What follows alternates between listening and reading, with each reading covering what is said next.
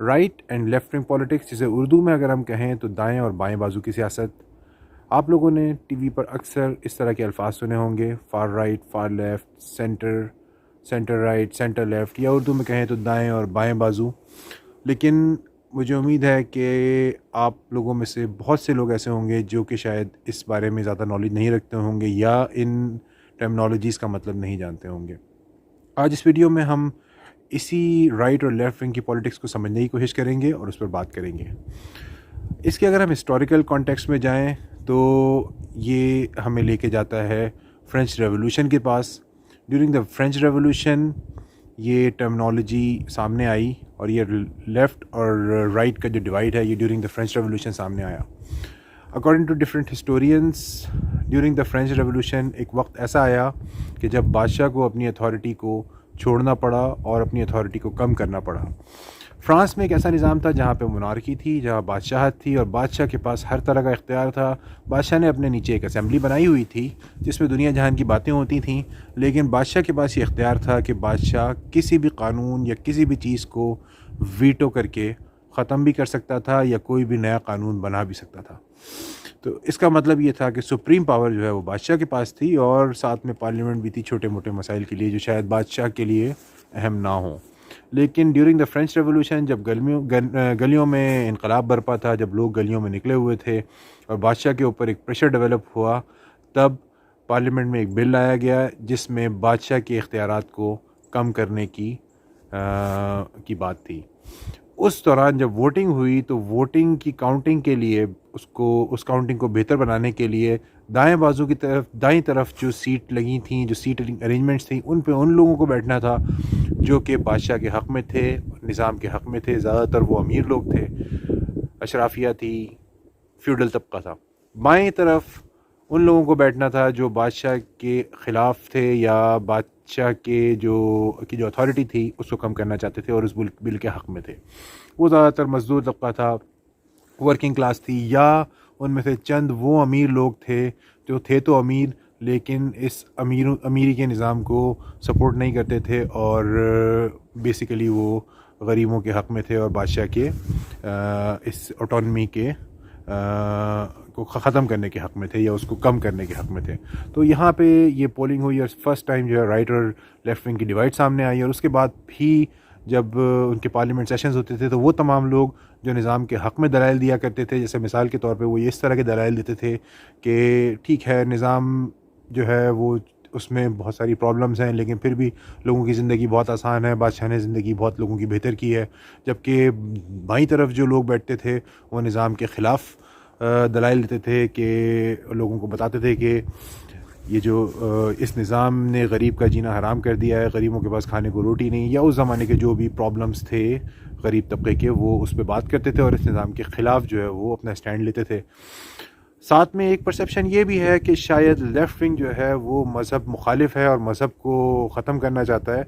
इसका भी एक हिस्टोरिकल कॉन्टेक्स्ट ये है क्योंकि उस ज़माने में जो बादशाह की अथॉरिटी थी वो ज़्यादातर मज़हब की तरफ से आती थी, पोप की तरफ से आती थी, और बादशाह जो है वो अपने आप को खुदा का नुमाइंदा या खुदा का नाइब के तौर पे पेश करते थे। तो राइट विंग की तरफ से जो आर्ग्यूमेंट्स आते थे वो ज़्यादातर मज़हबी रेफरेंसेस होते थे और लेफ़्ट विंग जो है वो उन मज़हबी रेफरेंसेस को बिल्कुल ही कह लीजिए कि मानने से इनकार कर देते थे या उनको नल एंड वाइड करार देते थे। तो इससे ये परसेप्शन आहिस्ता आहिस्ता उन्होंने ये डेवलप करने की कोशिश की लोगों ने, और ख़ासकर राइट विंग वालों ने, कि लेफ़्ट विंग जो है वो मज़हब मुखालिफ है, जो कि कुछ हद तक वो थे भी। बहरहाल अगर हम इसको मौजूदा दौर में समझने की कोशिश करें तो मौजूदा जमातें जो हैं राइट और लेफ़्ट विंग, इसके लिए अगर हमें आइडियल एग्जांपल देखनी हो तो हमें यूएस पॉलिटिक्स में जाना पड़ेगा। यूएस पॉलिटिक्स में रिपब्लिकन्स जो हैं वो राइट विंग समझे जाते हैं, डेमोक्रेट्स लेफ़्ट विंग समझे जाते हैं। राइट विंग की अगर बात की जाए तो वो नॉन सेक्युलर उनकी मोस्टली पॉलिसीज़ होती हैं, यानी कि वो रियासत पे किसी एक मज़हब का तसल्लुत चाहते हैं या किसी एक मज़हब का इन्फ्लुएंस चाहते हैं, और वो ये चाहते हैं कि रियासत किसी एक मज़हब को सपोर्ट करे या किसी एक मज़हब को अपनाए। दूसरी तरफ मोस्टली वो सेम सेक्स मैरिज के अगेंस्ट होते हैं। इकॉनमी की अगर बात की जाए तो वो इकॉनमी को एज अ फ्री इकॉनमी चलाना चाहते हैं कि जिसकी जो मर्ज़ी आए वो करे उसमें, और रियासत का या गवर्नमेंट का जो दखल अंदाजी है वो ना होने के बराबर हो। इसके बरक्स अगर हम लेफ़्ट विंग पे जाते हैं तो लेफ़्ट विंग में जो फार लेफ़्ट विंग की पार्टीज़ हैं उनका ये पॉइंट ऑफ व्यू होता है, वो ये चाहते हैं कि रियासत का ज़्यादा से ज़्यादा कंट्रोल हो मार्केट के ऊपर। वो फ्री मार्केट को बिल्कुल सपोर्ट नहीं करते, सेम सेक्स मैरिज को वो सपोर्ट करते हैं, क्योंकि उनका मानना ये है कि लोग अपने बेडरूम्स में या अपने घरों में जो भी करते हैं जिससे आसपास किसी और इंसान को कोई फ़र्क नहीं पड़ता, वो उनका ज़ाती मसला है। तो वो सेम सेक्स मैरिज के भी फेवर में हैं, और जो मैं यूएस डेमोक्रेट्स की बात कर रहा हूँ। इसके अलावा अगर मज़हब की बात करें तो मज़हबी तौर पे वो सेक्युलर होते हैं। वो ये समझते हैं, उनका ये मानना है कि मज़हब किसी भी इंसान का ज़ाती मसला है, रियासत का ये काम नहीं है कि वो किसी भी मज़हब को सपोर्ट करे या किसी भी मज़हब को ऑप्रेस करने की कोशिश करे। तो ये राइट और लेफ़्ट विंग की एक पॉलिटिक्स थी। अब जो जमात जितनी ज़्यादा एक्सट्रीम राइट होती है उसको फार राइट कहा जाता है, जो जितनी एक्सट्रीम लेफ़्ट होती है, जैसे मिसाल के तौर पे एक्सट्रीम राइट जो गवर्नमेंट्स हैं वो सऊदी अरेबिया और अरबिक कंट्रीज़ हैं, हमारे पाकिस्तान की भी unfortunately kind of extreme right he government तस्वुर की जाती है। जबकि अगर हम लेफ़्ट विंग एक्सट्रीम लेफ़्ट पे जाएं तो हमें कम्युनिस्ट कंट्रीज़ नज़र आते हैं, जैसे कि क्यूबा रहा, रशिया रहा, जब यूएसएसआर था, सोवियत यूनियन, तो ये तमाम कंट्रीज़ फार लेफ़्ट समझे जाते हैं। बहरहाल, लेकिन सवाल अभी भी यहाँ पर आता है और अक्सर लोग पूछते हैं कि राइट विंग अच्छा है या लेफ़्ट विंग अच्छा है।